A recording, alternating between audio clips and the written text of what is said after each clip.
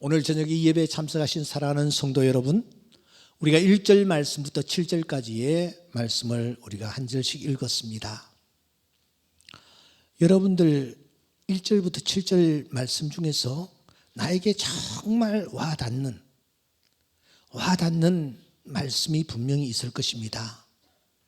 어떤 분들은 1절, 어떤 분들은 3절, 어떤 분들은 7절이 내 뇌리에 강하게 와서 부딪힐 것입니다.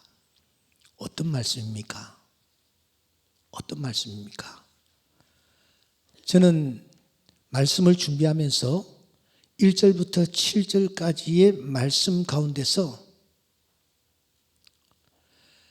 4절 말씀을 저는 빨간 색연필을 가지고 언더라인을 해두었습니다. 이 말씀이 그렇게 와닿더라고요. 또 뭐요? 여호와를 기뻐하라. 그가 내 마음의 소원을 내게 이루어 주시리로다. 여러분들은 어떤 말씀이 와닿습니까? 오늘 꼭 한 절은 잡아가실 수 있기를 바랍니다. 분명히 하나님께서 우리에게 주시는 메시지가 있을 것입니다. 이 37편은요 다윗의 시입니다. 다윗은 참 많은 시를 기록했습니다. 그런데 그 시들을 살펴보면은 하나님께 올려드리는 신앙 고백이기에 전체가 기도 형식을 갖추고 있는 것을 볼 수 있습니다. 36편 10절을 한번 봅시다. 주를 아는 자들에게 주의 인자하심을 계속 베푸시며 마음이 정직한 자에게 주의 공의를 베푸소서. 기도문입니다. 오른쪽에 있는 38편 1절을 보시면 여호와여 주의 노하심으로 나를 책망하지 마시고 주의 분노하심으로 나를 징계하지 마십시오. 이렇게 기도문으로 기록되어 있습니다. 여기뿐만 아니라 다윗이 기록한 시들을 살펴보시면 전부 다 이런 기도문 형태로 되어 있습니다. 그런데 특이하게도 이 37편을 보세요. 37편은 명령형입니다. 지금 다윗이 누구에게 명령을 하는 것일까요? 명령문은 시편에서 좀체 찾아보기가 좀 어렵습니다. 그런데 성경을 보니 코라 자손들이 하나님 앞에서 기도할 때에 자기가 자기 자신을 향하여 자기 가슴을 두드리면서 명령하는 것을 우리는 확인할 수가 있습니다. 시편 42편 5절 말씀에 보니 내 영혼아 내가 어찌하여 낙심하며 어찌하여 내 속에서 불안해야 하는가? 너는 하나님께 소망을 두라. 이렇게 명령형으로 시편이 기록되고 있는 것을 확인할 수 있습니다. 42편 11절 말씀도 동일합니다. 내 영혼아 내가 어찌하여 낙심하며 어찌하여 내 속에서 불안해하는가? 너는 하나님께 소망을 두라. 시편 43편 5절 말씀도 비슷합니다. 내 영혼아 내가 어찌하여 낙심하며 어찌하여 내 속에서 불안해하는가? 너는 하나님께 소망을 두라. 그가 나타나 도우심으로 말미암아 내 하나님을 여전히 찬송하리로다. 고라 자손들은 불안해하고 힘들 때마다 잠을 이루지 못할 때마다 이들은 가슴을 두드리면서 자기의 가슴을 두드리면서 이렇게 외치는 것입니다. 내 영혼아 내가 어찌하여 낙심하며 내 속에서 불안해하는가? 너는 하나님께 소망을 두라. 이것이 여러분 불안을 쫓아내는 비결입니다. 힘들 때 고라 자손들처럼 가슴에 손을 얹고 자기가 자기 자신을 향하여 명령할 수 있기를 바랍니다. 그때 하나님께서 찾아오셔서 우리 안에 있는 불안과 우리 안에 있는 어려운 상황들 하나님께서 모두 물리쳐 주시고 극복해 하시는 은혜를 맛보게 될 줄 믿습니다. 그런데 다윗은 지금 스스로에게 명령하는 것이 아닙니다. 그런데 어떻게 명령형으로 여러분 기록되어 있을까요? 앞뒤 문맥을 잘 살피시면은 분명히 다윗이 힘들고 어려운 상황에 놓였을 때에 성령께서 그에게 찾아오셨습니다. 그리고 말씀하시는 것입니다. 야, 악을 행하는 자들 때문에 두려워하지 말아라. 불평하지 말아라. 불의를 행하는 자들을 바라보면서 시기하지 말아라. 오늘 이 자리에 다윗처럼 힘들고 어려운 상황에 놓여 계시는 분들 분명히 있을 것입니다. 다윗을 찾아오셨던 성령께서 오늘 이 예배에 참석한 저를 위시하여 우리 모두를 찾아와 주시기를 주의 이름으로 축원합니다. 그리고 우리에게 말씀해 주시기를 소원합니다. 악을 행하는 자들 때문에 불평하지 말아라. 불의를 행하는 자들 때문에 시기하지 말아라. 당신께서 이 시간 우리에게 찾아오셔서 이 음성 들려주시기를 주의 이름으로 축원합니다. 그때 찾아오신 성령, 악을 행하는 자들 때문에 불평하지 말며 불의를 행하는 자들을 시기하지 말아라. 본문에 보시면 악을 행하는 자와 불의를 행하는 자들을 같은 배열에 놓고 있지 않습니까? 이러한 자들 때문에 다윗이 지금 쫓기고 있는 상황입니다. 캄캄한 굴 속에 던져져 있습니다. 어떻게 이 상황을 극복해 나갈까? 고민하고 불안해하는 이 다윗에게 성령께서 찾아오셔서 말씀하십니다. 2절, 그들은 풀과 같이 속히 배임을 당할 것이며 푸른 채소와 같이 쇠잔할 것이다. 여호와를 의뢰하고 선을 행하라. 땅에 머무는 동안 그의 성실을 먹을거리로 삼을지어다. 성령께서는 악인과 선인을 대조하시면서 악인은 심판받아 풀과 같이 속히 배임을 당하며 푸른 채소와 같이 쇠잔할 것이다. 하지만 하나님을 의지하고 하나님의 뜻대로 살아가기를 힘쓰는 자들을 하나님은 지켜주시겠다고 말씀하십니다. 이어지는 9절과 10절 말씀도 똑같은 형식입니다. 9절, 진실로 악을 행하는 자들은 끊어질 것이나 여호와를 소망하는 자들은 땅을 차지하리로다. 10절과 11절 우리 다 함께 읽겠습니다. 시작. 잠시 후에는 악인이 없어지리니 내가 그곳을 자세히 살필지라도 없으리로다. 11절, 그러나 온유한 자들은 땅을 차지하며 풍성한 화평으로 즐거워하리로다. 아멘. 우리는 이 말씀을 놓고 세 가지 질문을 던져야만 합니다. 첫째, 누가 땅을 차지한다고 했던가?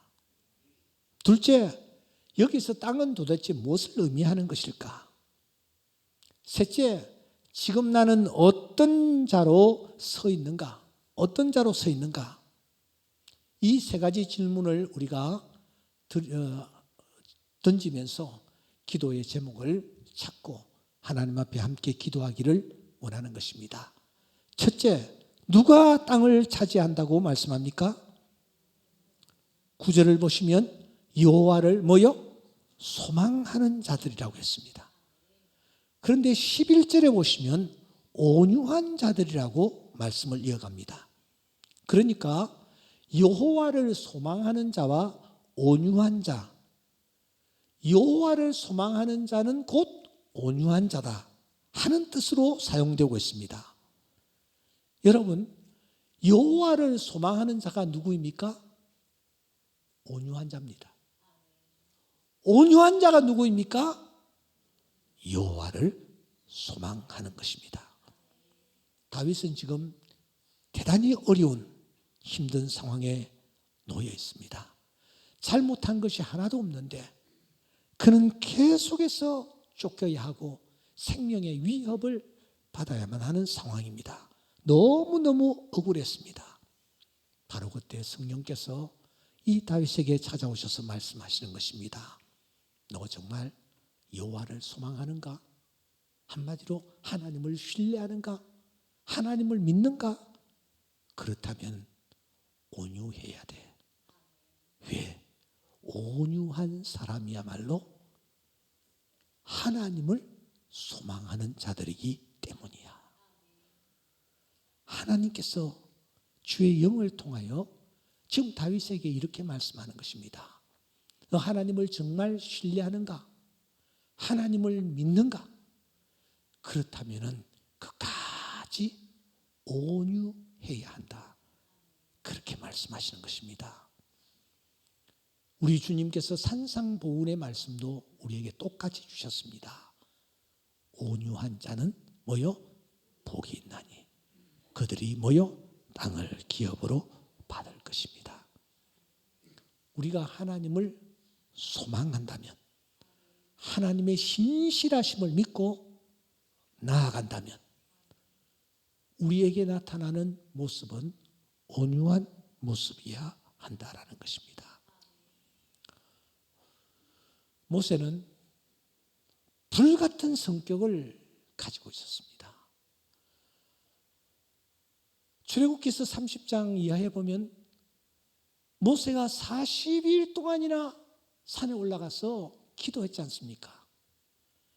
그 내려와 보니까 너무너무 뜻밖의 상황이 펼쳐지고 있었습니다. 세상에 송아지를 만들어 놓고 이 송아지가 우리를 애굽에서 인도해낸 신이라고 하면서 제사를 지내고 즐거워하는 모습, 모세는 볼 수가 없었습니다. 그래서 그가 가지고 있던 이 십계명 돌, 하나님이 친히 써주신 돌을 갖다가 던져버립니다. 뿐만 아니라 송아지 그걸 다 갈아가지고 그것을 백성들에게 먹이지 않습니까? 출애굽기서 32장 19절에 보시면 크게 노하여 손에서 그 판들을 산 아래로 던져 버렸다. 20절에 보시면 송아지를 가져다 불살라 부숴 가루를 만들어서 물에 뿌려 이스라엘 자손들로 하여금 억지로 마시게 했다고 말합니다. 얼마나 불같은 그런 성격을 지니고 있었는지 충분히 이해가 되어집니다. 그런데 그런 그가 여러분 하나님 앞에 서기 직전에 그는 어떤 사람으로 바뀌었습니까? 이 사람 모세는 온유함이 지면의 모든 사람보다 더하더라고 했습니다. 아마 그때 성령으로 제2위 하나님께서 모세에게 음성을 들려주셨을 것입니다. 어떤 음성일까요? 나는 마음이 온유하고 겸손하니 나의 멍에를 메고 내게 배우라. 그리하면 너희 마음이 쉼을 얻으리니. 사랑하는 여러분, 오늘 이 음성 하나 듣고 돌아갈 수 있기를 소원합니다. 하나님을 소망하는 자는 어떤 자라고요? 온유한 사람. 하나님을 소망하는 것, 그것은 곧 온유함으로 표현이 된다는 것입니다. 그러면 온유한 사람은 어떤 열매를 이 땅 위에서 맺게 되나요? 시편 37편 7절 말씀은 정말 귀한 말씀입니다. 우리 한번 같이 읽어보겠습니다. 시작. 여호와 앞에 잠잠하고 참고 기다리라. 자기 길이 형통하며 악한 꾀를 이루는 자 때문에 불평하지 말지어다. 오늘 저녁 이 예배에 참석한 사랑하는 성도 여러분, 이 말씀 7절 한 절만 붙잡고 돌아가십시다. 한 번만 더 시작. 여호와 앞에 잠잠하고 참고 기다리라.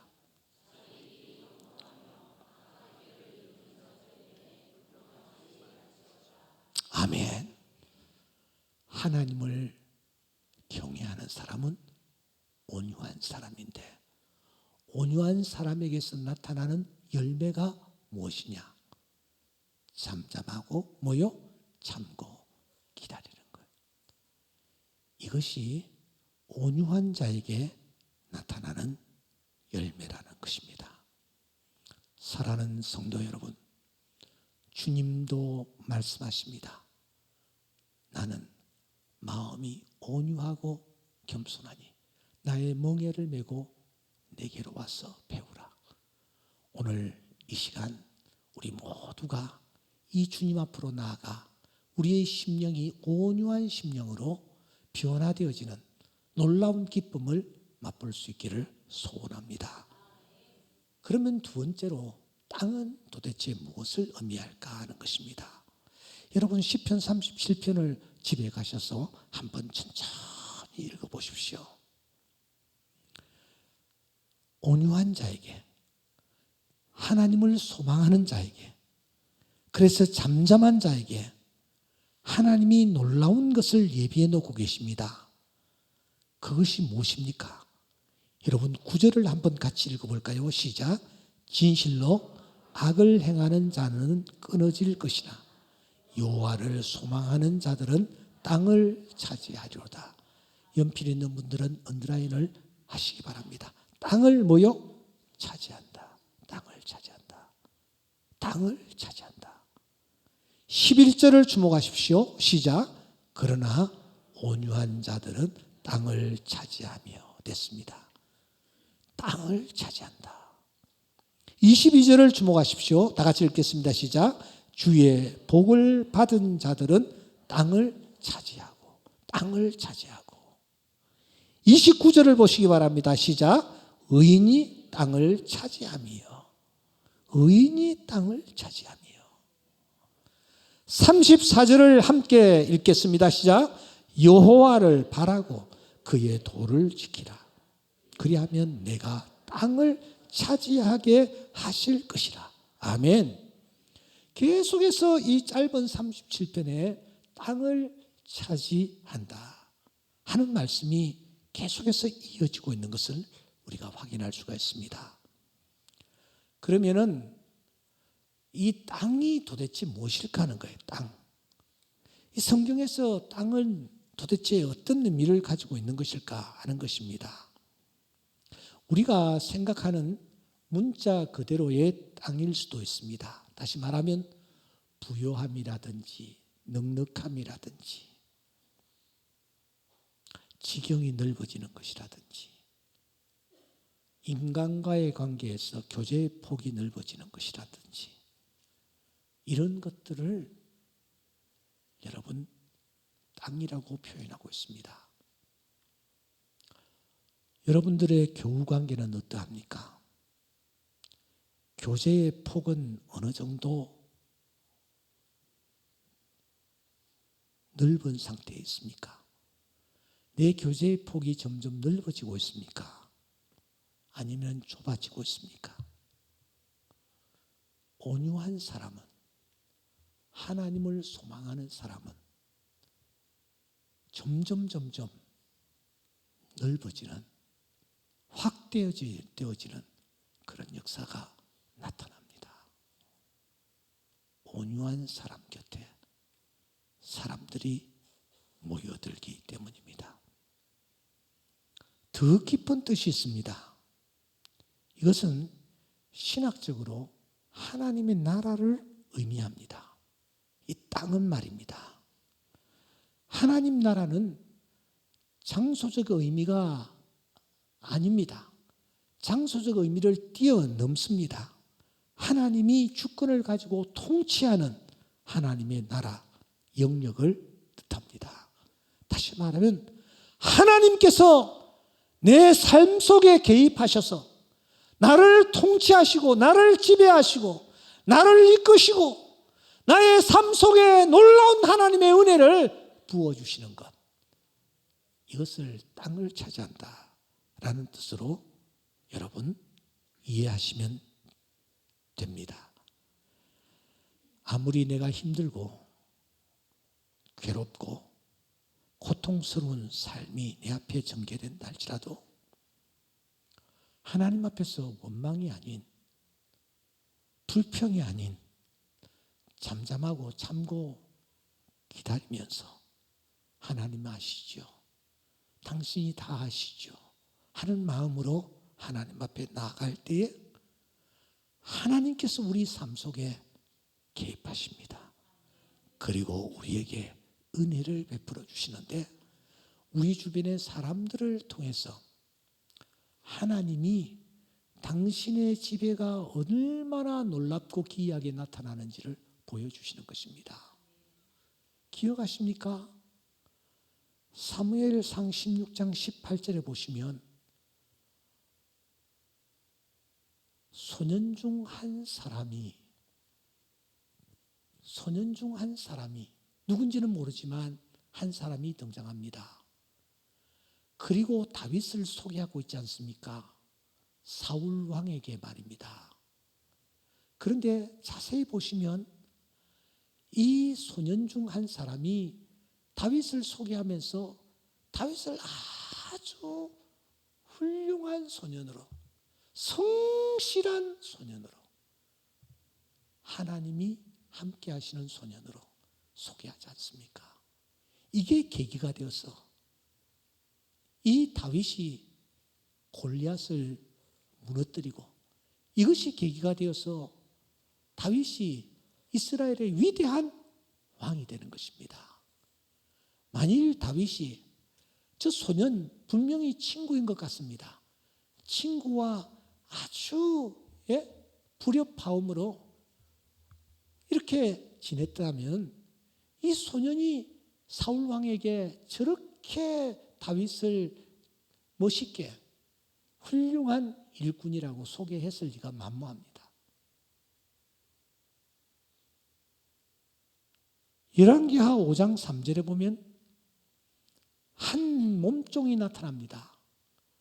몸종이 나타나 여주인에게 말합니다. 우리 주인 되시는 나하만 선생님이 사마리아에 계신 선지자 앞에 계셨으면 참 좋겠습니다. 그가 그 나병을 고쳐줄 것입니다. 여러분, 이 몸종이 말이죠. 주인으로부터 계속 구박을 당하고 힘들게 생활을 했다면 이 몸종이 이 고급 정보를 그 주인에게 알려주었겠습니까? 나만이 고침을 받았겠습니까?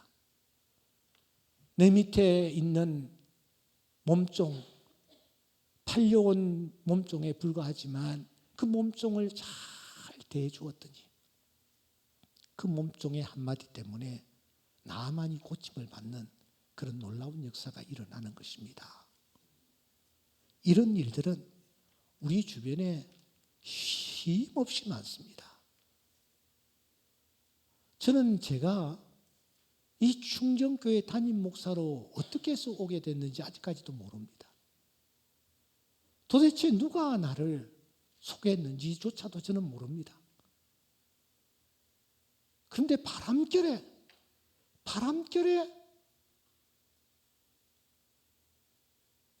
누가 나를 이 충정교회에 소개를 했다라는 것을 제가 어렴풋이 알고 있습니다.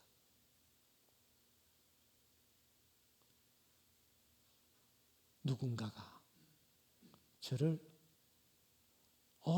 저 사랑의 교회 가면은 옥성석이라는 부목사가 있는데 그 사람 내가 같이 있어 보니까 참 신실하고 하나님의 교회를 뜨겁게 사랑하며 또 앞으로 장래가 촉망되는 그런 그릇이니까 그분 한번 만나서 그분 한번 본교회 담임 목사로 한번 청빙해 보시죠. 이런 누군가가 저에 대해서 좋은 얘기를 해 주었기에 제가 이 교회 담임 목사가 된 것입니다. 여러분, 하나님께서 역사하시는데 하나님은 언제나 사람을 통해서 역사하신다는 사실을 아십니까? 오늘 또 하나님은 내 곁에 있는 사람을 통해서 나에게 은혜를 베풀어 주시려고 준비하고 계십니다. 우리가 이 사실을 기억할 때에 우리가 온유해야 할 이유가 바로 여기에 있습니다. 불의한 일을 당하고 있음에도 불구하고 참고 기다리고 잠잠해야 할 이유가 여기에 있습니다. 지금 나는 그 사람을 위해서 잠잠한 것이 아닙니다. 지금 나는 그 사람을 위해서 온유한 것도 아닙니다. 궁극적으로는 나를 위해서입니다. 하나님이 보고 계시기 때문에 그 하나님 앞에서 온유한 마음의 자세를 취하고 그 하나님 앞에서 여호와를 소망하는 마음으로 나아갈 때에 작업은 하나님께서 이루어 가시며 결국은 열매 맺게 하여 주실 줄 믿습니다. 그래서 오늘 시편 기자는 우리에게 말합니다. 7절 말씀, 여호와 앞에 잠잠하고 참고 기다리라. 자기 길이 형통하며 악한 꾀를 이루는 자 때문에 불평하지 못한다. 땅만 차지하게 하시는 것이 아니라 하나님은 보너스까지 예비해 놓으십니다. 첫째 무엇입니까? 11절입니다. 온유한 자들은 땅을 차지하며, 그 다음 무슨 말씀이십니까? 풍성한 화평으로 즐거워하리로다. 할렐루야. 온유한 자들은 땅을 차지할 뿐만 아니라 그 다음에 하나님이 보너스로 주시는데 뭘 주신다고요? 풍성한 화평으로 즐거워할 수 있는 은혜를 입혀 주신다라는 겁니다. 두 번째, 37편 29절에 보시면 의인이 땅을 차지하며, 그 다음에 무슨 말씀이 있습니까? 거기서 영원히 살리로다. 영원히 살리로다. 이제 말씀을 마무리하려고 합니다. 지금 나는 어떤 자로 서 있습니까? 1절에 악을 행하는 자들, 불의를 행하는 자들 앞에서 나는 어떤 태도를 취하고 있습니까? 악을 행하는 자들 때문에 불평하지 말아라. 불의를 행하는 자들 때문에 뭐하라고요? 시기하지를 말아라. 그렇게 말씀합니다.